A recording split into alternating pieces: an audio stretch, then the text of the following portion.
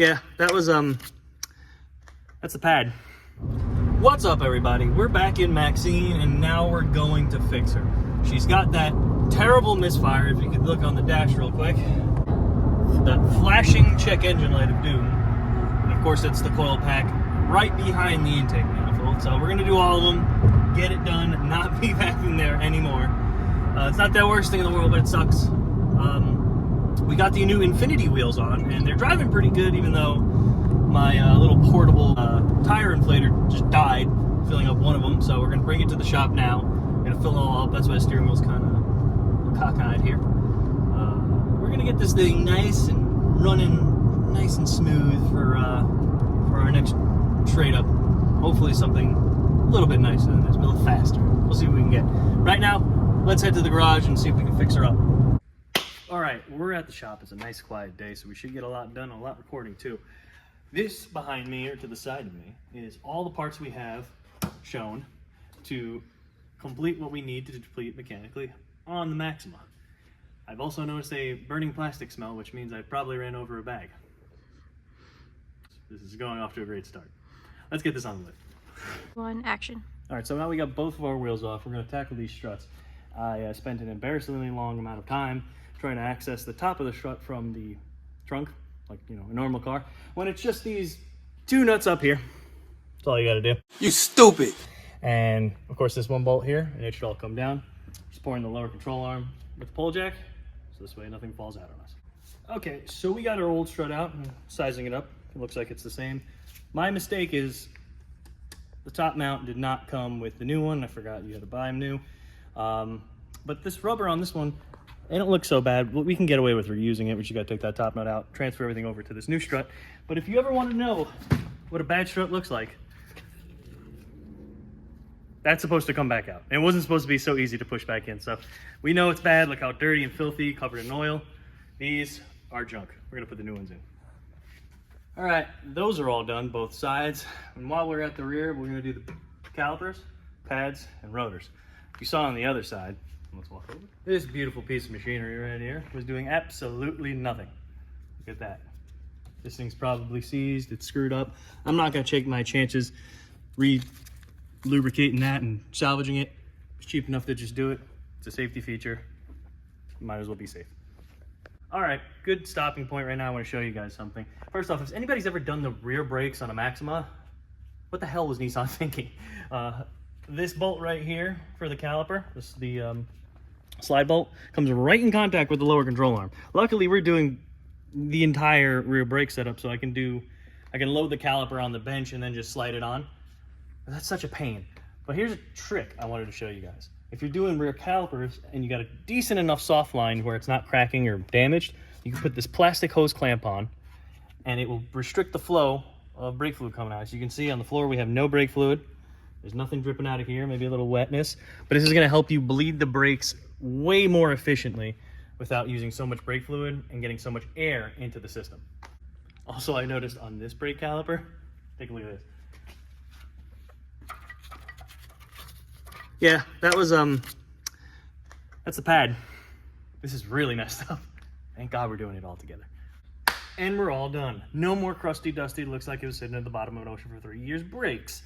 So, with that all said and done, suspension, brakes, the rear end's all tidied up.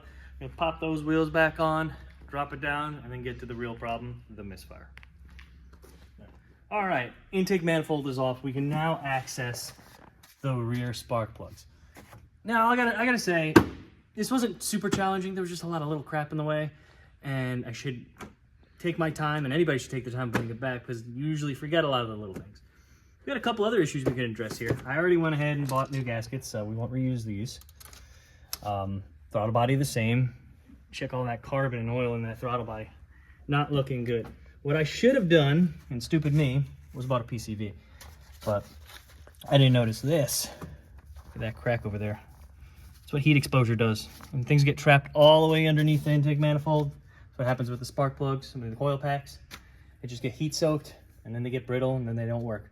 So I'm at least gonna try to find a hose for this so we don't have no air intake leaks. And then, I don't know if any parts store's gonna have a PCV, but I don't know why Nissan didn't put it on the front for ease of access. let's get the rest of this stuff finished up over here, and hopefully we'll start up and have no issues.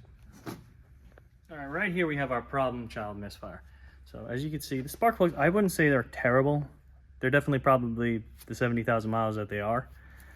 NGKR. I don't know if they came factory like that. But we're putting new ones in. And I wish I could show you a visual problem with this coil pack, even though this is the culprit. A lot of the times they get heat soaked, they crack, but this is just internal. And this looks original.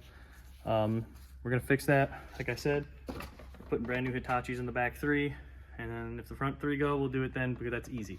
We'll get it in once on the back, don't have to take the intake manifold off again, and we should be good. All right, everything is together. Nothing looks disconnected.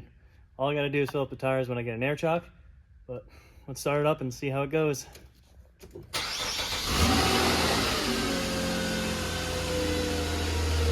That was pretty good. She always ends up revving high, I kind of idle.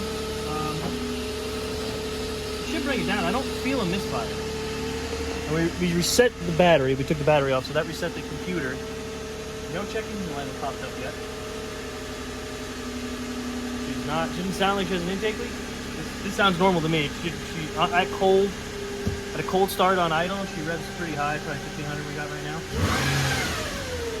Pretty responsive. I think we did good. Let's get her out onto the road, pull some air in the tires, and see how she drives. All right, we're in it, we're driving. Everything feels fine. The tires they complement the car really well, especially with all the loud and going nowhere.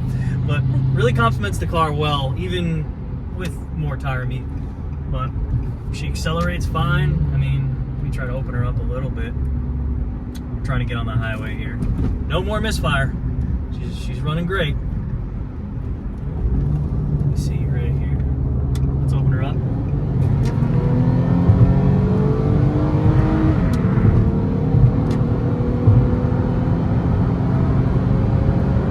Oh, she is happy.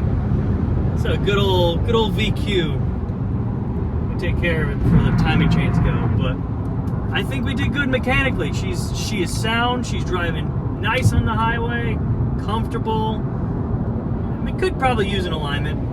Tires could probably use a little bit of a balance. Got a little bit of shake in the wheel. Nothing bad. Probably could be worn in. I think these tires were sitting for a bit, but I think this is safe. I think we're good to sell this thing to someone, trade this thing to someone. I don't want to strand them with an unreliable car that's just against my morals.